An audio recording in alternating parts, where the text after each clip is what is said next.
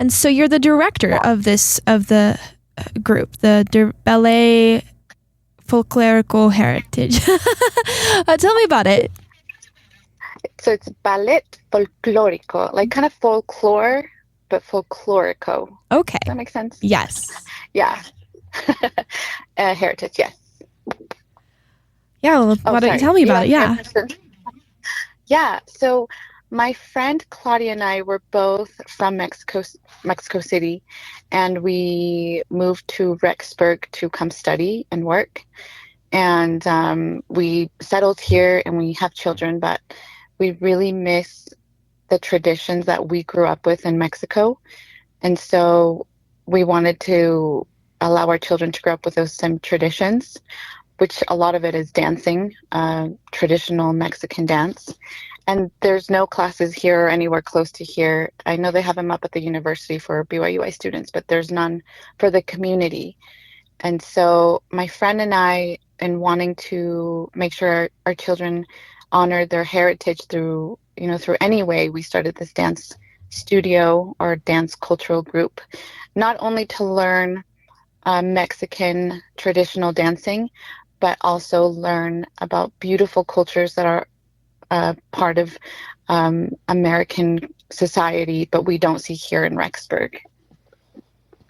So we had traditional Mexican dancing, and we've had Hawaiian dancing, and we're also connected with the Native American community to be able to come and teach us about their traditions and have children learn about their beautiful traditional chants and powwows, and we're pretty excited about it. And how long have you been dancing, Mariana? Um, I I learned to dance as part of the school curriculum in Mexico. I wasn't like a dancer. That's just part of the school year. You learn these traditional dances. Um, but yeah, I'm not like a professional dancer. We actually we hired a university student from BYU-I to come teach our children these dances because we forgot them. My friend Claudia and I forgot them, but we wanted our children to learn them. And we could do it from YouTube, but it's just not the same experience.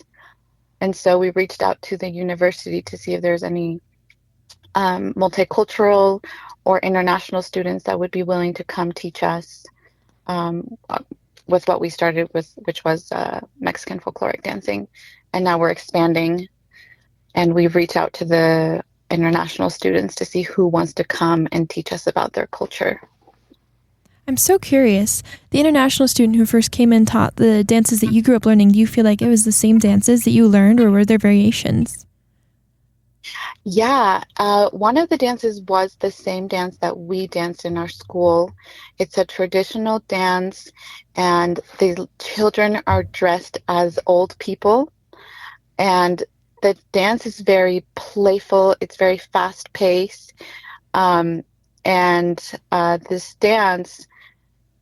this dance, we honor the elderly in our community, their wisdom, their wit.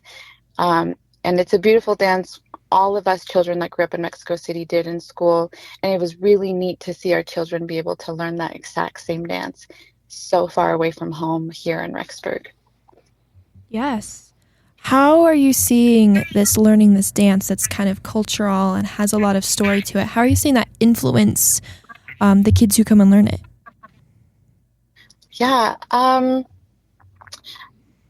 think when they saw their parents and grandparents react to this dance, it really made them proud of their roots and their heritage because, they say, oh, yeah, I'm Mexican, but what does that mean? And after seeing this dance and being embraced by their family and them expressing, the joy that they felt watching them do this special dance, the kids just felt so happy that they were able to share their culture and bring it here to Idaho. They were just so happy. Our kids group is from ages 5 to 9. And a lot of the kids said they really enjoyed it. It was fun, and it was so sweet to see their grandparents just be excited that they were able to learn that here, out of all places, here, and they were able to perform it with the traditional costumes. They were pretty excited and proud. And how has being involved in this affected you and your own family? Yeah, I think it's helped my kids connect to me more because they know more about my people and my traditions. We don't only do dance classes, we also do workshops to talk about the culture, traditions, special holidays, and the kids have really, really enjoyed what the ways that we've brought these traditions here. It's in a smaller scale, but that we can bring it here to them. It just helps them connect to me more, and be more excited about who they are, and be proud that they come from different countries with a beautiful language and a colorful array of traditions. So I think it's really fortified my family. That sounds beautiful. Well, what do you think has been the best thing that has come out of running this so far?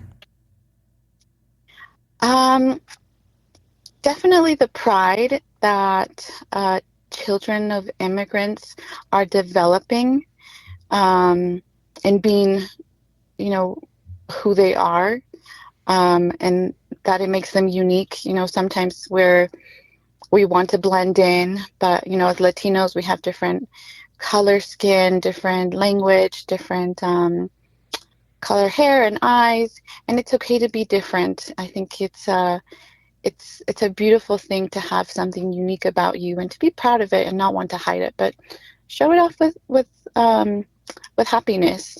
And one thing I also love is it's not only open to Latino kids. We had people that are white that came because they love our culture, but they said, I want to know what more about your country. I love the food, but I want to know more, to love more about your people. And so learning these dances, they learn to just connect with us better. Our dancing it's very happy and upbeat, and it kind of just like lifts you up. And so I think it's really, really strengthened our community and unified us, in regardless of our backgrounds. Absolutely. And of course, on the flip side, what do you think has been the hardest part of running this? The hardest part for sure has been providing like all the resources. Because we're teaching about minority groups, there's just not a lot of local support for minorities here or anywhere close. I think any association to help Latino groups is in Boise or Utah. Especially for Polynesian culture, we have a Polynesian section. It's so difficult to find authenticity when it comes to the instruments and the traditional wear.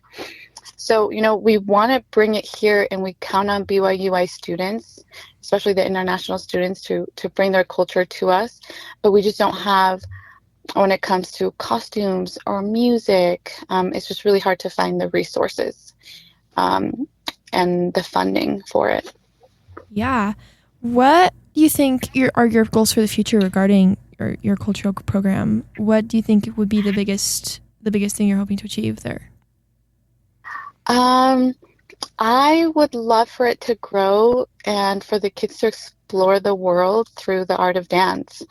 I really want BYU-I students to know about our nonprofit so that they can want to volunteer and bring their culture to us, because without the university, it's hard to find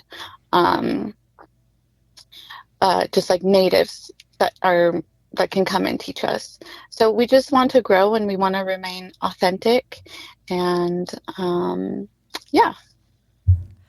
What do you think the community can do to help support your program? Just to participate. There's, I think, like, socially and politically, there's just a lot of divide. And when you get to know people by their stories, I think you're more willing to stand up for them. And so it would be great just for the community to know about our program and want to come learn about these diverse cultures through dance and kind of become our allies when it comes to things that matter to us. What is the best way for community members to get involved? Yeah, I mean, we have a lot of volunteer opportunities when it comes to making costumes, going out and asking for funding, and just coming and participating in these workshops. We put a lot of work into creating them, and we just want people to come and experience it. And we just want them to come and participate. Yes, and I know you guys do kind of events where people can watch. Why don't you tell me about that a little bit? Yeah, so we had an Independence Day celebration where we teach kids. A lot of people think Cinco de Mayo is Mexican Independence Day, and it's not. It's actually the 15th and 16th of September. And so we did an Independence Day festival where we taught the kids the national anthem, and we sung the tradition, not sung, we did the traditional shout, I don't know if you have, or chant, that you yell for independence. And then we had a Day of the Dead celebration where we talked about what it means to honor your roots. And we did it for everybody, not just for Latinos. And we set up an ofrenda and we talked about what each part of an ofrenda means. And that was really fun. We're doing a traditional Hawaiian session right now, and we're talking about how their dances are very sacred to them because it's how they spread their history and how they pass on their history. And we talk about just all that they suffered with colonialism and how dancing is just really important to them because it's their only way to share the legends that the people grew up with. That's amazing. Really quick, you mentioned an ofrenda. For anyone who is not familiar what that is, would you mind explaining that really quick? Yeah, an ofrenda, it's basically, oh my gosh, I don't even know how you say it in English. You set up kind of, an altar. There we go. It's an altar, and you put the pictures of people from your family that have passed on, and you put things that they like on the table. So say if my grandpa passed and he loved playing the guitar, I would put his picture and a guitar and maybe a book he liked to read or a song he enjoyed singing, food he enjoyed to eat. And usually in Mexico City, when we do our ofrendas or altars, we go to their graves and we tell our favorite memories, stories about them, and we just bring their memory back to life so that the next generation can know about the people that came before them. That is so cool. I love that you're putting so much work into helping the youth of today learn more about this culture. That's so cool. Just to wrap things up, what do you think, other than what you've said, what do you think that the Eastern Idaho community, Rexburg, BYU-Idaho, should know about the Ballet Folklorico, whatever you called it? Ballet Folklorico. Ballet Folklorico, okay. Yeah, we just want to invite everybody to come learn and embrace the beauty of diverse cultures. There's so much more beyond food. And I feel like that's what people say, oh, Chinese people, oh, I love your food, or Mexican people, I love tacos. We have so much more to tell when it comes to our stories, and a lot of them is told through dance. And so we just want them to come and learn how to be culturally aware. And yeah. Lovely. And then do you have a website or any way that people can see what you guys are up to? Yeah, we have an Instagram page. It's just Ballet Folklorico Heritage. And we do not daily posts, but we do posts about our work that we're doing and the cultures that are coming in and how how much the kids love it and adults love it and families love it. So yeah, follow us on Instagram. Lovely. All right. Well, thank you so much, Mariana. Yeah, thank you. And one thing I really want to reiterate is we love any student that wants to come and share their culture, whether it's like line dancing or anything, any type of culture that they want to come and learn. Students have been really fun to work with, because you're young and we're working with kids and youth, and it helps when it's young people teaching it. Lovely. All right. Thank you so much.